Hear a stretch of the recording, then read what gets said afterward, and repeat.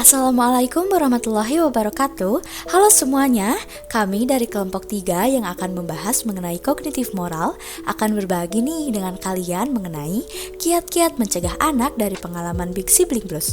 Yuk kita simak.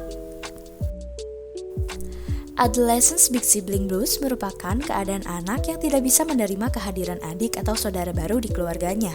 Linda Dunlap, seorang psikolog dari University of Marist, New York, mengungkapkan jika Big Sibling Blues adalah sebutan untuk kondisi di mana anak merasa sangat tertekan dan tidak terima dengan kehadiran saudara baru di keluarganya. Yang selanjutnya adalah ciri-ciri untuk mengidentifikasi Big Sibling Blues. Permasalahan adolescence Big Sibling Blues diidentifikasi dalam aspek kognitif moral untuk melihat perilaku yang ditunjukkan oleh RHA dipengaruhi paling kuat oleh orang tua. RHA merasa terabaikan karena kehadiran adik-adiknya sehingga komunikasi dan diskusi moral tidak didapatkan oleh RHA.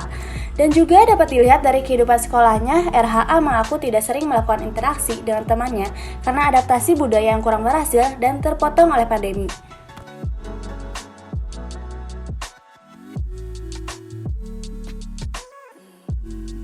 Berikut adalah dampak Big Sibling Blues jika tidak teratasi. Yang pertama, dampak jangka panjangnya, masalah hipotetiko-deduktif reasoning di tahap selanjutnya, masalah regulasi diri, kesulitan mendapatkan teman karib sehingga jarang dapat berpartisipasi dalam percakapan tertentu atau diskusi untuk meningkatkan penalaran yang lebih maju, dan tidak peka terhadap keberagaman sosial. Dampak jangka pendeknya, pengambilan keputusan yang terburu-buru dan terpatok dengan satu keputusan, kesulitan membangun relasi pertemanan yang karib, kesulitan untuk bertindak prososial dan cenderung acuh pada lingkungan, lebih asik dengan kegiatannya sendiri, dan mendapatkan respon dari lingkungan yang kurang baik. Sibling jealousy and rivalry. Furman and Burmester melakukan pemeriksaan mengenai hubungan saudara kandung anak-anak yang lebih tua. Dimensi persaingan saudara kandung diidentifikasi yang terutama terdiri dari laporan keberpihakan orang tua terhadap diri sendiri atau saudara kandung.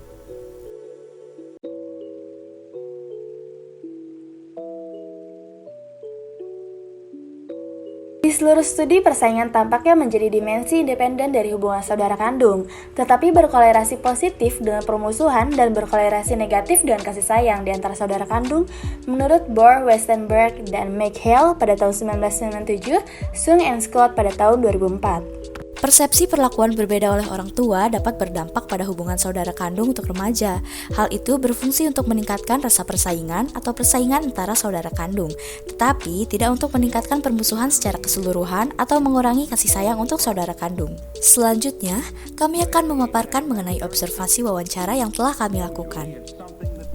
Menurut pemaparannya, RHA merasa terus harus mengalah, tidak dapat berpendapat, tidak dapat bersuara, tidak dapat meluapkan emosinya karena diminta untuk bersabar, dan orang tuanya lebih memberikan perhatiannya ke ketiga adiknya. Kemampuan hypothetical-deductive reasoning RHA tergolong cukup baik, karena RHA mampu menjawab pertanyaan 1 dengan sangat baik, tetapi pada pertanyaan 2, RHA menjawab terbata-bata. Kemampuan propositional thought RHA kurang baik, karena RHA merasa kesulitan untuk membuat kesimpulan yang logis dan menjawab tidak bisa atau kebingungan.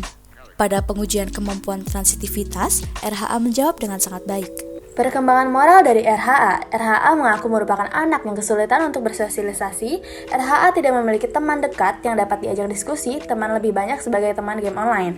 Dapat ditarik kemungkinan bahwa RHA tidak atau jarang sekali mendapatkan kehangatan dari orang tuanya, tidak mendapatkan diskusi moral dari orang tuanya, dan mendapatkan tekanan untuk menjadi kakak yang dewasa dari orang tuanya.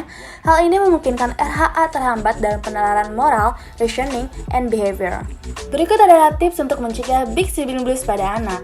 Saat merencanakan kehamilan kedua atau selanjutnya, pastikan untuk meminta izin dan memberitahu anak terlebih dahulu. Beri pengertian bahwa memiliki adik adalah momen yang sangat menyenangkan untuknya. Pastikan untuk menjalin komunikasi yang baik dengan anak, tetap berikan perhatian yang cukup untuknya meski sang adik telah lahir.